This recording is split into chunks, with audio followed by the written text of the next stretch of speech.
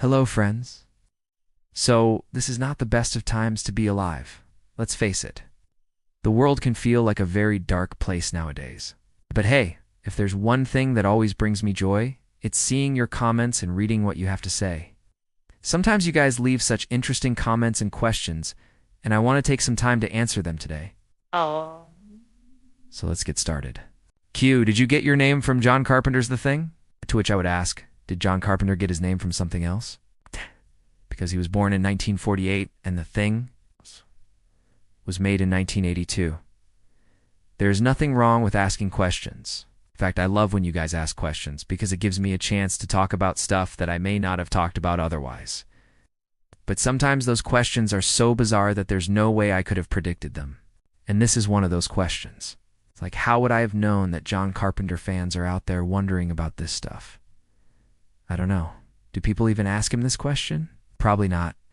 Anyway, the answer to this question is technically yes, but also no. See. The only reason why I named my channel The Mirror Knows is because I thought it sounded cool and ominous at the same time. Like a horror movie or something. That's all I was going for. But it turns out that John Carpenter actually used the line The Mirror Knows in one of his movies called Assault on Precinct 13 now. It's a crazy part about this is I didn't even realize this until someone pointed it out to me years after I had already chosen the name. Of course, when I found this out, I thought, oh man, I should have thought of a different name. Then I just decided, screw it, I'm keeping the name.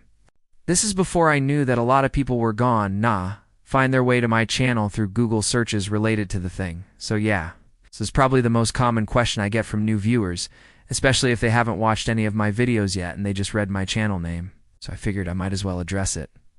But like I said, the answer is technically yes, but also no. And that's literally the only question I have ever gotten that has that kind of an answer. So if you come up with another one, let me know. I'm curious. Next question. Do you have any tips for dealing with family members who do not believe in climate change? Well, I do actually have a few tips for this, but I'm afraid that it won't be the answer that you're looking for. First, I'd like to say that this is an incredibly difficult situation to deal with, both emotionally and psychologically.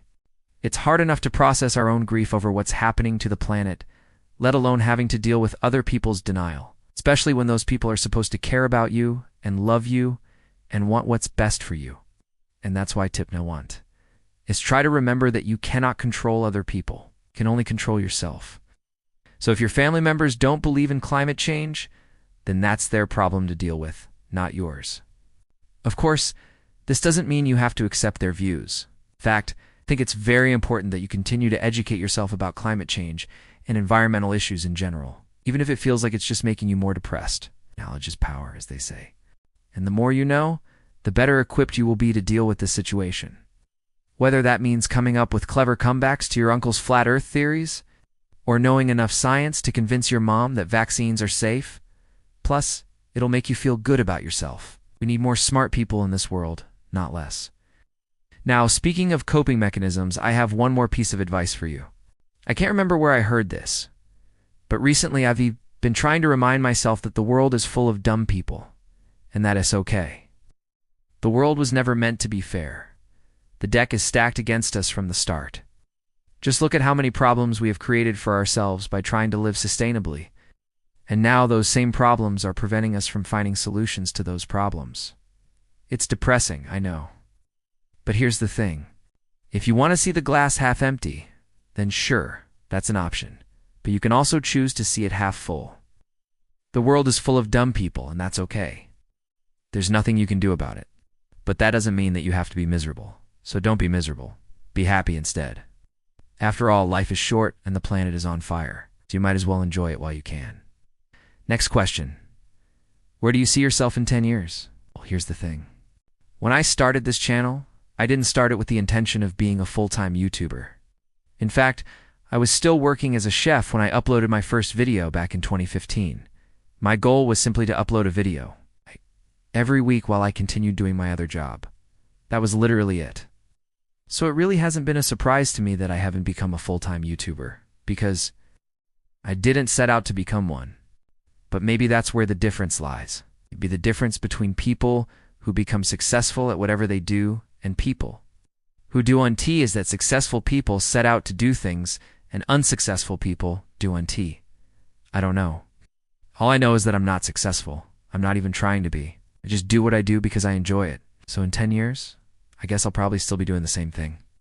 I'll probably still be living in the same city, probably still married to the same woman, hopefully still employed by the same company, and probably still uploading videos to this channel every week. Because as far as I'm concerned, there's no reason to change anything. I mean, there's no reason for me to become a full-time YouTuber, which is what I assumed you were implying with your question. And I'm not saying that that's a bad thing. I mean, becoming a full-time YouTuber sounds pretty cool to me. I just don't have any interest in doing that. Honestly, though, I'm grateful to be in this position because it gives me the freedom to spend my time doing the things that matter to me. I'm not saying that everyone should quit their job and become a YouTuber. What I'm saying is that we should all try to find ways to incorporate the things we love into our lives regardless of whether or not we can make a living doing them.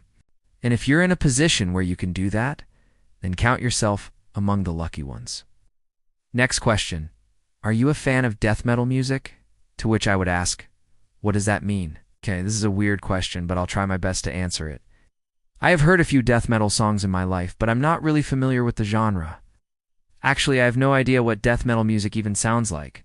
But if you want my honest opinion, I think the lyrics are pretty funny. Like seriously, some of the stuff that comes out of these musicians' mouths sounds straight ridiculous. Like they're talking about demons and vampires and stuff that doesn't even exist. But maybe that's the point. Maybe that's why it's called death metal. Anyway, I don't know if I'm a fan of the music itself, but I am a fan of the creativity. All right, that's all the time we have for today. Thank you so much for watching. Please don't forget to like, comment, subscribe, follow me on social media, and check out my podcast. Thank you. Goodbye.